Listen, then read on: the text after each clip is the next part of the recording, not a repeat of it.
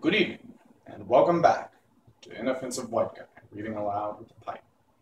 Tonight, we will be continuing our reading of L. Frank Baum's A Wonderful Wizard of Oz, beginning with Chapter 5, The Rescue of the Tin Woodman.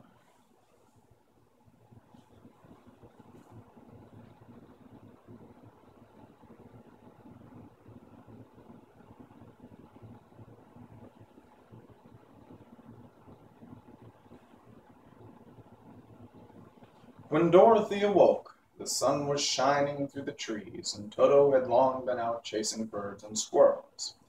She sat up and looked around her. There was the Scarecrow, still standing patiently in his corner, waiting for her. "We must go and search for water," she said to him. "Why do you want water?" he asked. "To wash my face clean after the dust of the road, and to drink, so the dry bread will not stick in my throat." "It must be inconvenient to be made of flesh," said the Scarecrow thoughtfully. "But you must sleep and eat and drink. However, you have brains, and it is worth a lot of bother to be able to think properly." They left the cottage and walked through the trees until they found a little spring of clear water, where Dorothy drank and bathed and ate her breakfast. She saw there was not much bread left in the basket, and the girl was thankful the Scarecrow did not have to eat anything, for there was scarcely enough for herself and Toto for the day. When she had finished her meal and was about to go back to the road of yellow brick, she was startled to hear a deep groan nearby. "What was that?" she asked timidly. "I cannot imagine," replied the Scarecrow, "but we can go and see." Just then another groan reached their ears, and the sound seemed to come from behind them. They turned and walked through the forest a few steps when Dorothy discovered something shining in a ray of sunshine that fell between the trees. She ran to the place and then stopped short with a cry of surprise. One of the big trees had been partly chopped through, and standing beside it, with an uplifted axe in his hands, was a man made entirely of tin. His head and arms and legs were jointed upon his body, but he stood perfectly motionless, as if he could not stir at all. Dorothy looked at him in amazement, and so did the Scarecrow, while Toto barked sharply and made a snap at the tin legs, which hurt his teeth. "Did you groan?" said Dorothy. "Yes," answered the Tin Man, "I did. I've been groaning for more than a year, and no one has ever heard me before or come to help me." "What can I do for you?" she inquired, for she was moved by the sad voice in which the man spoke. "Get an oil can and oil my joints," he answered. "They are rusted so badly that I cannot use them at all. If I am well oiled, I shall soon be all right again. You will find an oil can on the shelf in my cottage." Dorothy at once ran back to the cottage and found the oil can, and then she returned and asked anxiously, "Where are your joints?" "Oil my neck first," replied the Tin Woodman. So she oiled it, and as it was quite badly rusted, the Scarecrow took hold of the tin head and moved it gently from side to side until it worked freely, and then the man could turn it himself. "Now oil the joints in my arms," he said, and Dorothy oiled them, and the Scarecrow bent them carefully until they were quite free from rust and as good as new. The Tin Woodman gave a sigh of satisfaction and lowered his axe, which he leaned against the tree. "That is a great comfort," he said. "I have been holding that axe in the air ever since I rested, and I'm glad to be able to put it down at last. Now, if you will oil the joints of my legs, I shall be all right once more." So they oiled his legs until he could move them freely, and he thanked them again and again for his release, for he seemed a very polite creature and very grateful. "I might have stood there always if you had not come along," he said. "So you have certainly saved my life. How did you happen to be here?" "We were on our way to the Emerald City to see the Great Oz," she answered, "and we stopped at your cottage to pass the night." "Why do you wish to see Oz?" he asked. "I want him to send me back to Kansas, and the Scarecrow wants him to put a few brains into his head," she replied. The Tin Woodman appeared to think deeply for a moment. Then he said, Do you suppose Oz could give me a heart? Why, I guess so, Dorothy answered. It would be as easy as to give the Scarecrow brains. True, the Tin Woodman returned.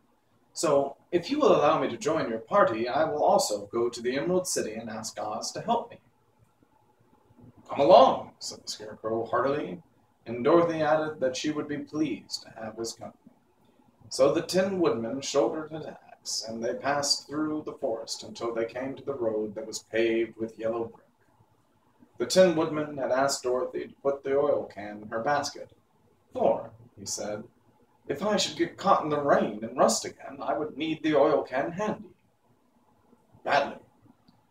It was a bit of good luck to have their new comrade join the party, for soon after they had begun their journey again, they came to a place where the trees and branches grew so thick over the road that the travelers could not pass. But the Tin Woodman set to work with his axe and chopped so well that soon he cleared a passage for the entire party. Dorothy was thinking so earnestly as they walked along that she did not notice when the Scarecrow stumbled into a hole and rolled over to the side of the road. Indeed, he was obliged to call to her to help him up again. Why didn't you walk around the hole? Asked the Tin Woodman. I don't know enough, replied the Scarecrow cheerfully. My head is stuffed with straw, you know, and that is why I'm going to Oz to ask him for some brains. Oh, I see, said the Tin Woodman. But, after all, brains are not the best things in the world. Have you any? Inquired the Scarecrow. No, my head is quite empty, answered the Woodman, but once I had brains, and a heart also. So having tried them both, I should much rather have a heart. And why is that? Asked the Scarecrow. I will tell you my story, and then you will know. May I help you? May I help you? What do you want? What do you want? Come here. Come on.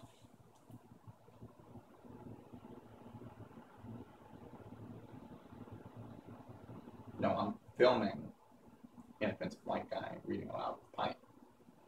I don't have any food. Okay, go on.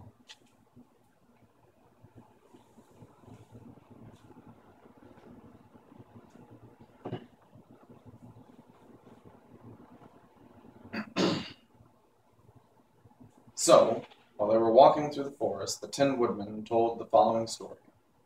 I was born the son of a woodman who chopped down trees in the forest and sold the wood for a living. When I grew up, I too became a woodchopper, and after my father died, I took care of my old mother as long as she lived. Then I made up my mind that instead of living alone, I would marry, so that I might not become lonely. There was one of the Munchkin girls who was so beautiful that I soon grew to love her with all my heart. She, on her part, promised to marry me as soon as I could earn enough money to build a better house for her, so I set to work harder than ever. But the girl lived with an old woman who did not want her to marry anyone, for she was so lazy she wished the girl to remain with her and do the cooking and the housework. So the old woman went to the Wicked Witch of the East and promised her 2 sheep and a cow if she would prevent the marriage. Thereupon the Wicked Witch enchanted my axe, and when I was chopping away at my best one day, for I was anxious to get the new house and my wife as soon as possible, the axe slipped all at once and cut off my left leg. This at first seemed a great misfortune, for I knew a one-legged man could not do very well as a woodchopper. So I went to a tinsmith and had him make me a new leg out of tin.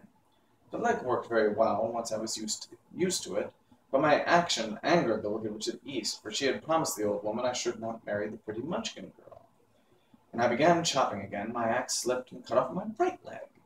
Again I went to the tinner, and again he made me a leg out of tin. After this, the enchanted axe cut off my arms, one after the other, but, nothing daunted, I had them replaced with tin ones. The Wicked Witch then made the axe slip and cut off my head. And at first I thought that was the end of me, but the tinner happened to come along, and he made me a new head out of tin. I thought I had beaten the Wicked Witch then, and I worked harder than ever, but I little knew how cruel my enemy could be. She thought of a new way to kill my love for the beautiful Munchkin maiden, and made my axe slip again so that it cut right through my body, splitting me into 2 halves. Once more the tinner came to my help and made me a body of tin, fastening my tin arms and legs and head to it, by means of joints so that I could move around as well as ever. But alas, I had now no heart, so that I'd lost all my love for the Munchkin girl and did not care whether I married her or not. I suppose she is still living with the old woman, waiting for me to come after her. My body shone so brightly in the sun that I felt very proud of it, and it did not matter now if my axe slipped, for it could not cut me. There was only one danger, that my joints would rust, but I kept an oil can in my cottage and took care to oil it myself whenever I needed it. However, there came a day when I forgot to do this, and being caught in a rainstorm before I thought of the danger my joints had rusted, and I was left to stand in the woods until you came to help me. It was a terrible thing to undergo, but during the year I stood there I had time to think that the greatest loss I had known was the loss of my heart. While I was in love, I was the happiest man on earth, but no one can love who has not a heart, and so I am resolved to ask Oz to give me one. If he does, I will go back to the Munchkin maiden and marry her. Both Dorothy and the Scarecrow had been greatly interested in the story of the Tin Woodman, and now they knew why he was so anxious to get a new heart. "All the same," said the Scarecrow, "I shall ask for brains instead of a heart, for a fool would not know what to do with a heart if he had one." "I shall take the heart," returned the Tin Woodman, "for brains do not make one happy, and happiness is the best thing in the world." Dorothy did not say anything, for she was puzzled to know which of her two friends was right, and she decided if she could only get back to Kansas and Aunt Em, it did not matter so much whether the Woodman had no brains and the Scarecrow had no heart, or each got what he wanted. What worried her most was that the bread was nearly gone, and another meal for herself and Toto would empty the basket. To be sure, neither the Tin Woodman nor the Scarecrow ate anything, but she was not made of tin nor straw, and could not live unless she was fed.